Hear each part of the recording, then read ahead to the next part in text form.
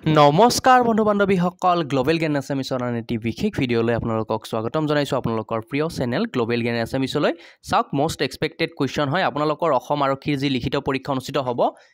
যিসকলে পৰীক্ষা দিব তেওঁলোকৰ বাবে খুবেই গুৰুত্বপূৰ্ণ হ'ব আমি অসমীয়া সাহিত্যৰ ওপৰত আলোচনা কৰিম নেক্সট আপোনালোকে জানে এডিআৰই 3.0 আমি ভিডিঅ' দিছিলোঁ আপোনালোকে যদি চাইছে অসমৰ মুখ্যমন্ত্ৰী ডাঙৰীয়াই কৈছে যে প্ৰায় 15,000 পোষ্ট আকৌ কি চলিত বৰ্ষত নহয় নেক্সট ইয়াৰ দিব 2024 চলি আছে 25ত যেতিয়া এপইণ্টমেণ্টখিনি হৈ যাব তাৰপিছত আকৌ প্ৰায় 15,000 পোষ্ট মিনিমাম 15,000 মান পোষ্ট তাতকৈ বেছিও হ'ব পাৰে সিমানখিনি পোষ্ট আপোনালোকৰ বাবে আকৌ মুকলি কৰা হ'ব গতিকে আপোনালোকে এতিয়াৰ পৰাই প্ৰিপাৰেশ্যন কৰি থাকক লগতে অসম আৰক্ষীৰ পৰীক্ষা দিয়াসকলৰ বাবেও গুৰুত্বপূৰ্ণ হ'ব প্ৰশ্নসমূহ লৈ লৈছোঁ আলোচনাসমূহ আমি মাজে মাজে কৰি যাম আজিৰ প্ৰথমটো প্ৰশ্নত আছে অসমীয়া গদ্য সাহিত্যৰ জনক বুলি কাক জনা যায় অসমীয়া গদ্য সাহিত্যৰ জনক আমি সকলোৱে জানো হেয়া হৈছে ভট্টদেৱ আৰু যদি আপোনালোকক অসম আৰক্ষীৰ যদি আপোনালোকক প্ৰিভিয়াছ ইয়াৰ কুৱেশ্যন পেপাৰ লাগে কমেণ্ট বক্সত জনাওক আমাৰ লগত সেইবোৰ আছে আমি আপোনালোকৰ বাবে সেইবোৰ ভিডিঅ' প্ৰস্তুত কৰিম যদিহে লাগে আপোনালোকে জনাব কমেণ্ট বক্সত প্ৰিভিয়াছ ইয়াৰ কুৱেশ্যন পেপাৰ লাগেনে কোনটো টপিকৰ ওপৰত ভিডিঅ' লাগে সেইমতে আমি কমেণ্ট কৰক আৰু আমি তেনেকুৱাকৈ আপোনালোকৰ বাবে ভিডিঅ' নিৰ্মাণ কৰিম তলৰ কোনখন গ্ৰন্থ ৰত্নকান্ত বৰকাকতিয়ে ৰচনা কৰা নহয় ইয়াতে চাওক ৰত্নকান্ত বৰকাকতি কি আছিলে শেৱালী কবি যদি কোনোবাই সোধে প্ৰশ্ন পৰীক্ষাত আহে যে শেৱালী কবি কোন ৰত্নকান্ত বৰকাকতি আৰু ৰত্নকান্ত বৰকাকতিৰ গ্ৰন্থ নহয় বুলি সুধিছে ইয়াতে চাওক তলৰ কোনখন গ্ৰন্থ ৰত্নকান্ত বৰকাকতিৰ ৰচনা নহয় গতিকে পৰীক্ষাত হয় নহয় এইবোৰ ওপৰত ধ্যান দিব তৰ্পণ আমি জানো তেখেতৰ হয় শেৱালীও তেখেতৰ হয় চন্দ্ৰহাৰো তেখেতৰ হয় গতিকে তেখেতৰ কোনখন নহয় ফুলনি গ্ৰন্থখন তেখেতৰ নহয় গতিকে আমাৰ কাৰেক্ট এনসাৰটো হ'ব ঘ ফুলনি ওকে এক নম্বৰ বা দুটা আছিল বাৰু যি কি নহওক অসমীয়া সাহিত্যৰ ওপৰত আমি দেখিছোঁ গ্ৰেড 4তো যথেষ্ট সংখ্যক প্ৰশ্ন আহিছে এডিআৰই গ্ৰেড 4 আৰু আমাৰ ভিডিঅ'ৰ পৰা যথেষ্ট সংখ্যক প্ৰশ্ন কিন্তু কমনো পৰিছিলে তলৰ কোনখন গ্ৰন্থ ৰত্নকান্ত বৰকাকতিয়ে ৰচনা কৰা ওকে সৰি এইটো কুৱেশ্যন ৰিপিট হৈছে ওকে নেক্সট 3 নম্বৰ প্ৰশ্ন প্ৰথম অসমীয়া ছপা পুথিখনৰ নাম কি চাওক প্ৰথম অসমীয়া ছপা পুথিখন হৈছে ধৰ্মপুস্তক আৰু ধৰ্মপুস্তকখন আমি সকলোৱে জানো কিহৰ অনুবাদ সেইখন হৈছে বাইবেলৰ অনুবাদ সৰি ওকে প্ৰথম অসমীয়া ছপা পুথিখনৰ নাম হৈছে ধৰ্মপুস্তক আৰু ধৰ্মপুস্তকখন হৈছে বাইবেলৰ অনুবাদ আৰু এই ভিডিঅ'টো কিহৰ বাবে উপকাৰী হ'ব মানে কোন ছাত্ৰ ছাত্ৰীসকলৰ বাবে অসমৰ প্ৰতিটো কম্পিটিটিভ এক্সামৰ বাবে গুৰুত্বপূৰ্ণ হ'ব মূলত অসম আৰক্ষী যেহেতু আহি আছে আমাৰ Assam police and ADRE next grade 3 and 4ৰ কাৰণে অসমীয়া পাৰ্টটোৰ কাৰণে ভিডিঅ'টো যথেষ্ট সংখ্যক যথেষ্ট গুৰুত্বপূৰ্ণ হ'ব কাৰণ আমি প্ৰিভিয়াছ ইয়াৰ কুৱেশ্যন পেপাৰো ইয়াৰ মাজে মাজে দিছোঁ নেক্সট আমি direct previous year question paper আলোচনা কৰিম যদি আপোনালোকক লাগে previous year question paper Assam আৰক্ষীৰ আপোনালোকে কিন্তু কমেণ্ট বক্সত জনাব লাগিব ঠিক আছে অসমীয়া ভাষা সাহিত্যৰ জনক শ্ৰীমন্ত শংকৰদেৱৰ প্ৰথম সাহিত্য গ্ৰন্থখন কি সেইখন হৈছে হৰিশ্চন্দ্ৰ উপাখ্যান ওকে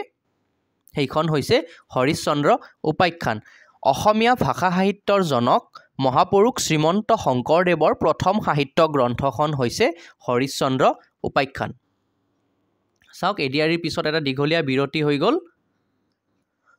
তলৰ কোনখন গ্ৰন্থ ৰংবং তেৰাঙৰ গ্ৰন্থ বা ৰচিত গ্ৰন্থ নহয় ইয়াতে নহয় বুলি সুধিছে চাওক পৰীক্ষাত কিন্তু এইবোৰ প্ৰশ্নৰ ওপৰত বিশেষকৈ গুৰুত্ব দিব হয় নহয় ইয়াতে নহয় বুলি কৈছে গতিকে ইয়াতে আমি জানো ৰংবং তেৰাঙৰ গ্ৰন্থ এইখন কিন্তু এডিআৰইত আহিছিলে ৰংমিলিৰ হাঁহি এইখন ৰংবং তেৰাঙৰ হয় ক্ৰান্তিকালৰ অশ্ৰু এইখনো হয় জাক হেৰুৱা পক্ষী এইখনো হয় গতিকে নহয় কোনখন মিকচি জিলিখন ৰংবং তেৰাঙৰ ৰচিত গ্ৰন্থ নহয় ওকে নেক্সট 6 নম্বৰ প্ৰশ্ন মেঘমল্লাৰ নামৰ বিখ্যাত গ্ৰন্থখনৰ ৰচক মেঘমল্লা আপোনালোকে শুনিছে গ্ৰন্থখন মেঘমল্লাৰ নামৰ বিখ্যাত গ্ৰন্থখনৰ ৰচক কোন মেঘমল্লাৰ নামৰ বিখ্যাত গ্ৰন্থখনৰ ৰচক হৈছে কোন কওকচোন চন্দ্ৰপ্ৰসাদ শইকীয়া ওকে চন্দ্ৰপ্ৰসাদ শইকীয়া হৈছে মেঘমল্লাৰ নামৰ বিখ্যাত গ্ৰন্থখনৰ ৰচক হৈমন্তী নামৰ কাব্য গ্ৰন্থখনৰ ৰচক কোন হৈমন্তী নামৰ কাব্য গ্ৰন্থখনৰ ৰচক হৈছে অসমৰ জনপ্ৰিয় লিখক কোন আছিল আৰু খুব ভাল লাগে তেখেতৰ লিখাবোৰ পঢ়ি তেখেত হৈছে হোমেন বৰগোহাঁই টিভিত যেতিয়া নিউজ লাইভতে দিছিলে নেকি কথা বাৰ্তা অনুষ্ঠানটো খুব ভাল লগা এটা অনুষ্ঠান আছিলে হৈমন্তী নামৰ কাব্য গ্ৰন্থখনৰ ৰচক হৈছে হোমেন বৰগোহাঁই আৰু কোনে কোনে হোমেন বৰগোহাঁইৰ লিখনিবোৰ পঢ়ি ভাল পায় জনাওকচোন নেক্সট 8 নম্বৰ কাল বলুকাত খোজ নামৰ বিখ্যাত গ্ৰন্থখনৰ ৰচক হৈছে কাল বলুকাত খোজ নামৰ বিখ্যাত গ্ৰন্থখনৰ ৰচক হৈছে লক্ষ্মীনন্দন বৰা লক্ষ্মীনন্দন বৰা কাল বলুকাত খোজ নামৰ বিখ্যাত গ্ৰন্থখনৰ ৰচক হৈছে লক্ষ্মীনন্দন বৰা আৰু গ্লোবেল জ্ঞান এছামিছৰ দৰ্শকসমূহক আমি টেলিগ্ৰাম চেনেলটোত জইন কৰিবলৈ অনুৰোধ জনাইছোঁ য'ত আমি বিভিন্ন ষ্টাডি মেটেৰিয়েল কিন্তু আপোনালোকৰ বাবে প্ৰভাইড কৰি আছোঁ পিতা পুত্ৰ নামৰ বিখ্যাত উপন্যাসখনৰ ৰচক কোন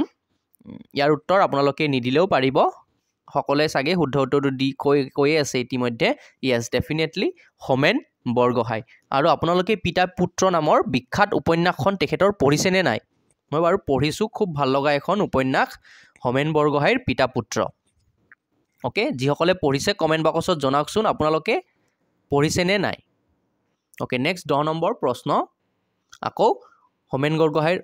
বৰগোহাঁই দেৱৰ ওপৰতে পিতা পুত্ৰ নামৰ বিখ্যাত উপন্যাসৰ বাবে হোমেন বৰগোহাঁই দেৱে কেতিয়া সাহিত্য অকাডেমী বঁটা লাভ কৰিছিলে 1978 1978 চনত তেখেতে সাহিত্য অকাডেমী বঁটা লাভ কৰিছিলে কোনখন গ্ৰন্থৰ বাবে তেখেতৰ বিখ্যাত উপন্যাস পিতা পুত্ৰৰ বাবে গতিকে যিসকলে পিতা পুত্ৰখন পঢ়া নাই তেওঁলোকে পঢ়া এবাৰ পঢ়ি চাবচোন নেক্সট 11 নম্বৰ প্ৰশ্ন অসমীয়া ভাষাৰ প্ৰথম কবিতা পুথিখনৰ নাম কি অসমীয়া ভাষাৰ প্ৰথম কবিতা পুথিখন হৈছে প্ৰহ্লাদ চৰিত ওকে এইটো উত্তৰ সকলে জানে আৰু মোষ্ট কমন এইটো প্ৰশ্ন নেক্সট যিসকলে অসম আৰক্ষীৰ পৰীক্ষা দিব আপোনালোকে বাৰু কোনখন ডিস্ট্ৰিক্টৰ পৰা আমাৰ ভিডিঅ'টো চাই আছে হেয়া কিন্তু কমেণ্ট বক্সত জনাবলৈ নাপাহৰিব প্ৰত্যেকেই কমেণ্ট কৰক আপোনালোকে কোনখন ডিস্ট্ৰিক্টৰ বাবে মানে কোনখন ডিস্ট্ৰিক্টৰ পৰা আমাৰ ভিডিঅ'টো চাই আছে হেতু জনাওক আৰু নেক্সট আপোনালোকৰ বাবে যদি প্ৰিভিয়াছ ইয়াৰ কুৱেশ্যন পেপাৰ লাগে যদি লাগে বুলি কয় ডেফিনেটলি আমি আপোনালোকৰ বাবে সেইখিনি যোগাৰ কৰি আপোনালোকক সলভ সিৰিজ এটা দি দিম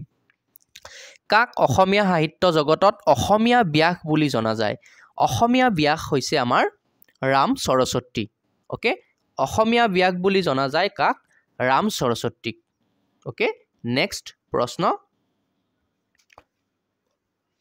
আৰু অসমীয়া সাহিত্যৰ 2-3টা মান পাৰ্ট হ'ব খুব গুৰুত্বপূৰ্ণ মহাপুৰুষ শ্ৰীমন্ত শংকৰদেৱৰ আধাৰত বা তেখেতৰ জীৱনৰ আধাৰত ৰচিত ডক্টৰ লক্ষ্মীনন্দন বৰাদেৱৰ উপন্যাসখনৰ নাম কি গতিকে এইটো কুৱেশ্যন খুব ইম্পৰ্টেণ্ট আৰু বিভিন্ন পৰীক্ষাত আহি থাকে প্ৰশ্নটো মই আকৌ এবাৰ ৰিপিট কৰি দিছোঁ মহাপুৰুষ শংকৰদেৱৰ জীৱনৰ আধাৰত ৰচিত ডক্টৰ লক্ষ্মীনন্দন বৰাদেৱৰ উপন্যাসখনৰ নাম হৈছে জাকেৰি নাহিকে উপাম জাকেৰি নাহিকে উপাম এইখন যথেষ্ট আৰু কোনে কোনে বাৰু পঢ়িছে উপন্যাসখন জনাওকচোন জাকেৰি নাহিকে উপাম ওকে নেক্সট প্ৰশ্ন 14 নম্বৰ প্ৰশ্ন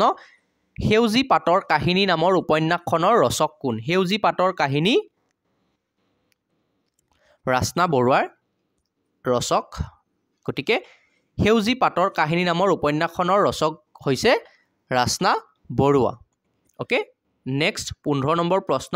সিৰাজ ওকে সিৰাজ নামৰ বিখ্যাত নাটকখনৰ নাট্যকাৰ কোন সিৰাজ নামৰ এইটো প্ৰশ্ন কিন্তু বিভিন্ন পৰীক্ষাত আহি থাকে ইয়াতে কেইটামান প্ৰশ্ন আমি প্ৰিভিয়াছ ইয়াৰ পৰাও লৈছোঁ আমি মিক্সকৈ দিছোঁ আৰু অসম আৰক্ষী যিসকলে পৰীক্ষা দিব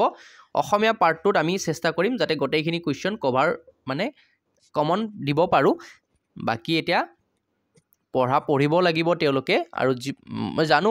যিসকলে অসম আৰক্ষী দিব তেওঁলোকে বহুত ভালকৈ প্ৰিপাৰেশ্যন কৰি আছে বাকিখিনি পাৰ্টৰ ওপৰতো আমি লাহে লাহে ডিছকাছ কৰি যাম আমি অসমীয়াখিনি আগতে লৈছোঁ আৰু নেক্সট প্ৰিভিয়াছ ইয়াৰ কুৱেশ্যন পেপাৰবোৰ ল'ম ঠিক তেনেদৰে কেনেকুৱা ধৰণৰ কুৱেশ্যন আহে আমি ষ্টেপ বাই ষ্টেপ আগুৱাই গৈ আলোচনা কৰিম আপোনালোকে কোনখন ডিষ্ট্ৰিক্টৰ পৰা কিন্তু ভিডিঅ'টো চাই আছে সেয়া জনাবলৈ কিন্তু নাপাহৰিব সিৰাজ নামৰ বিখ্যাত নাটকখনৰ নাট্যকাৰগৰাকী হৈছে আমাৰ কোন ফণী শৰ্মা ইয়েছ যিসকলে কৈছে শুদ্ধ উত্তৰ চিৰাজ নামৰ বিখ্যাত নাটকখনৰ নাট্যকাৰগৰাকী হৈছে ফণী শৰ্মা নেক্সট প্ৰশ্ন অসমীয়া সাহিত্য জগতত কোনগৰাকী সাহিত্যিকক সুগন্ধি পখিলাৰ কবি বুলি জনা যায় কওকচোন কওক অসমীয়া সাহিত্য জগতত কোনগৰাকী সাহিত্যিকক সুগন্ধি পখিলাৰ কবি বুলি জনা যায় যিসকলে ভিডিঅ'টো চাই আছে প্ৰত্যেকেই কমেণ্ট কৰক ভুল হ'ব পাৰে কোনো কথা নাই কিন্তু মই জানো শুদ্ধ হ'ব আৰু যিসকলে শুদ্ধ উত্তৰটো মানে উত্তৰটো শুদ্ধ হ'ব তেওঁলোকৰ কমেণ্টত আমি হাৰ্ট দি দিম যাতে বাকীসকলেও শুদ্ধটো কি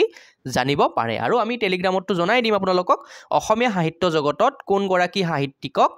সুগন্ধি পখিলাৰ কবি বুলি জনা যায় আজিৰ এই ভিডিঅ'টোত ইমানেই আছিল ভিডিঅ'টো শেষলৈকে চোৱাৰ বাবে আপোনালোকক অশেষ ধন্যবাদ আপোনালোকৰ পৰীক্ষা ভাল হ'ব ধন্যবাদ জয় আই অসম